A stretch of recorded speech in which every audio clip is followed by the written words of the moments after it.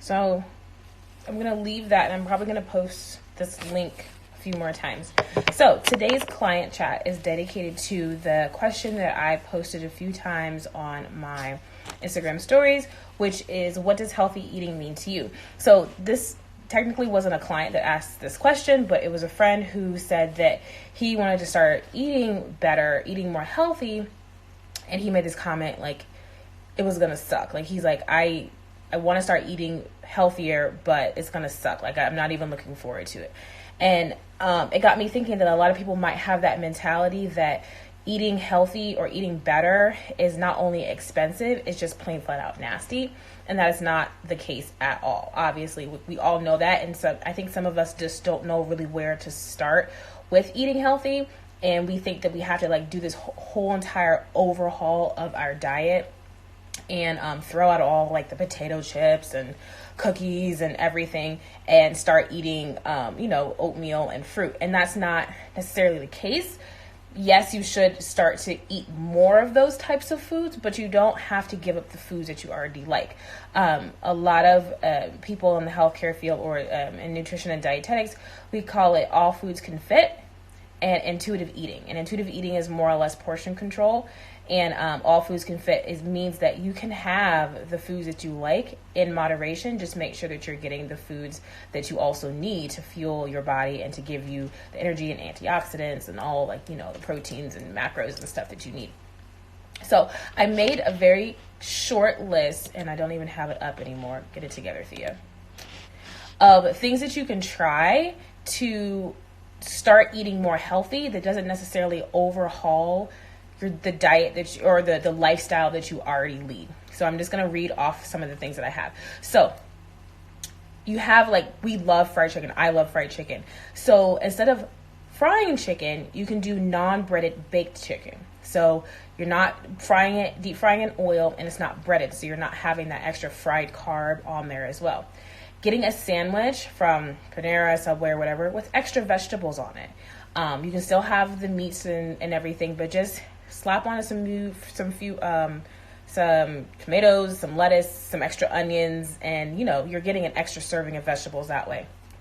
Get the apple when you go to Panera. Speaking of Panera, so you get the potato chips, the baguette, or the apple. So I promise you're not gonna miss that baguette. Just get the apple and eat it after your soup and salad, and you have an extra serving of fruit. They literally just give it to you. You can just, it's right there. You don't have to pay anything extra to get an apple instead of the baguette. Get extra veggies on your pizza. So instead of having a meat lovers, get take off maybe 2 of those meats and just get pepperoni or just get chicken or just get sausage, and add on some other types of good vegetables on your pizza. Not pineapple though. Pineapple is fine. I just don't like pineapple on pizza. I think it's weird. Alcohol.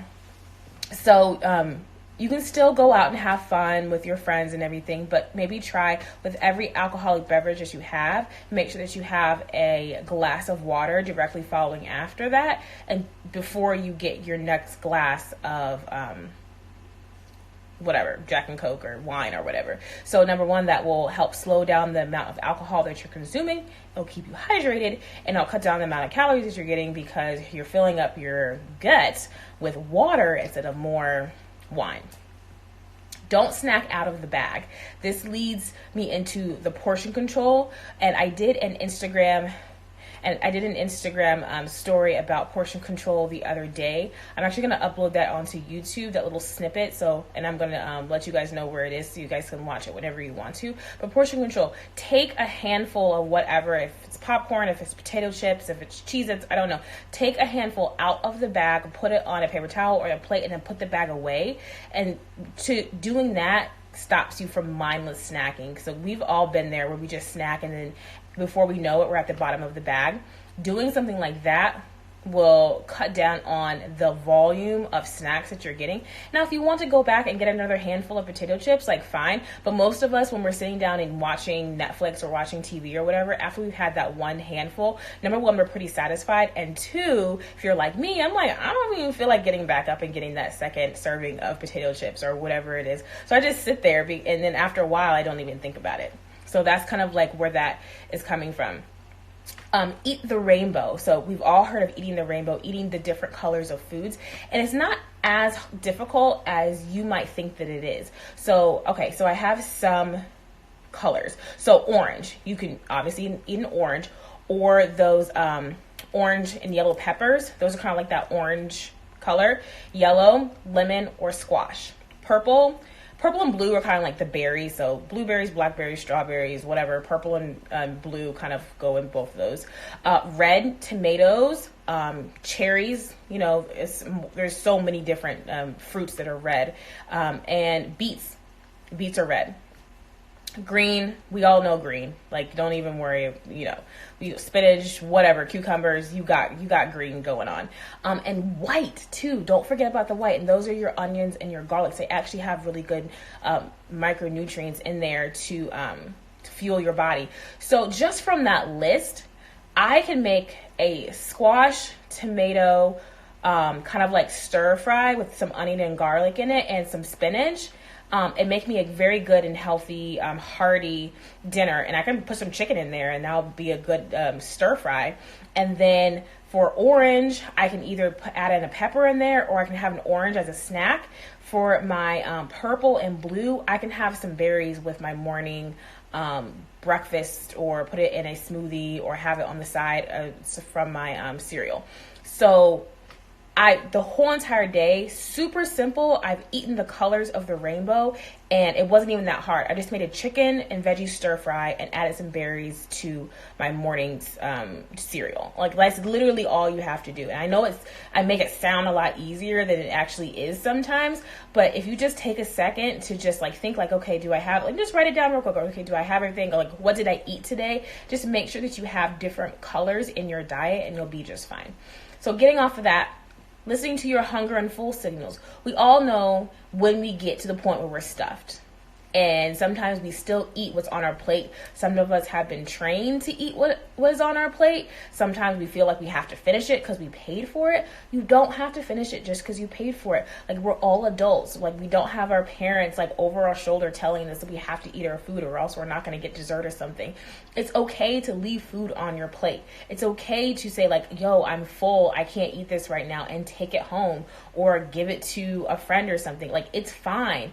You don't want to ever become overstuffed, because then you kind of like train your body to be overstuffed, if that makes sense. So once you start filling up on something, number one, your stomach will start to expand, and then it will start to be able to accommodate the extra volume of food. And you never really want that. So listening to when you actually say that, you know, you're full, eat slowly, take small bites of your whatever you're eating, and it'll help you kind of find out where that signal is, where your brain is telling, or your stomach is telling your brain, that it's time to slow down.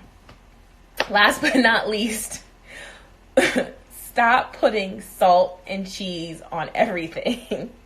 Salt doesn't need to go on everything. Like, you don't need to salt everything. Like, when you taste something, I know that like the rule is that you taste it and then you put like salt or pepper on it to like season it. Like, everything does not need salt. I promise you, it'll be okay if it doesn't have salt in it. Now, if it's completely bland, obviously, you know, put some salt on it. But if it's seasoned and you just feel like it needs a little bit of salt, I promise you it doesn't. I'm making you this promise. It's fine just the way it is. The same with cheese. Everything does not need cheese for it to taste better. Okay? Jerry's like, I love cheese.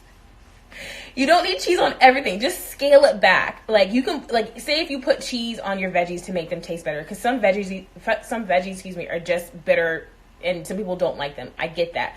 But like, instead of like taking a handful of cheese, maybe we'll just sprinkle a little bit of cheese on there. Like, just scale back the amount of cheese, because it's so high in saturated fat. Like, no matter what cheese you get, even like the low fat cheese, it still has saturated fat in it.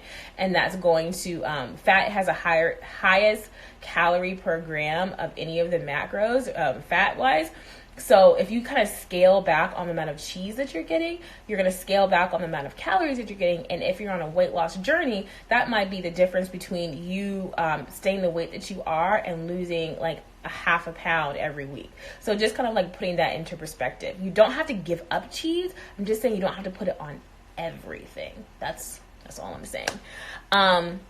And I think that's pretty much the list as far as like things that you can try to lead a healthier life. And you don't have to like sit there and eat, nuts and berries and salads all day. Like that's never where I want anyone to feel like they have to do to eat healthier. It's just making small and incremental changes within the way that you eat now to make it healthier, to make it better, to incorporate more foods that are lower in calorie and more dense in nutrients. And that really is, at the end of the day, adding in more fruits and veggies to your diet.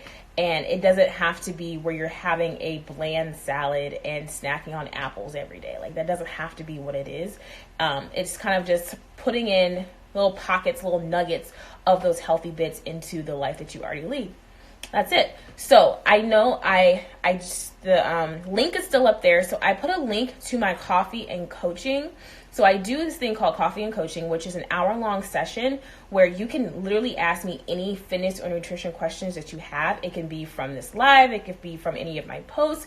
If you're on your own journey, you can ask me like, hey, Thea, I want to start doing this. What do you think? We can work out some kinks. Any questions that you have to start a new lifestyle change or to start a new fitness regime or anything, you have that hour with me to ask any of those questions and we'll have that dialogue. Now, Coffee and Coaching is usually $99, but I made a discount code for anyone who is currently or in the future going to be watching the client chat. And so the code is client chat, all one word, CLIENTCHAT. Client chat is the discount code. You'll get it for 50% off. So it's $99 now. It'll be $49 for the hour if you use the code client chat. If you want to talk to me and ask me any type of fitness and nutrition questions that are specific to you so I can help you start that journey to a healthier and happier you. And that is it, guys. Thank you for watching. If you do have any questions kind of from this live, you can definitely DM me, but the Coffee and Coaching link is there. Use the code client chat to schedule an appointment with me, and I will see you guys next week for another episode of Client Chat.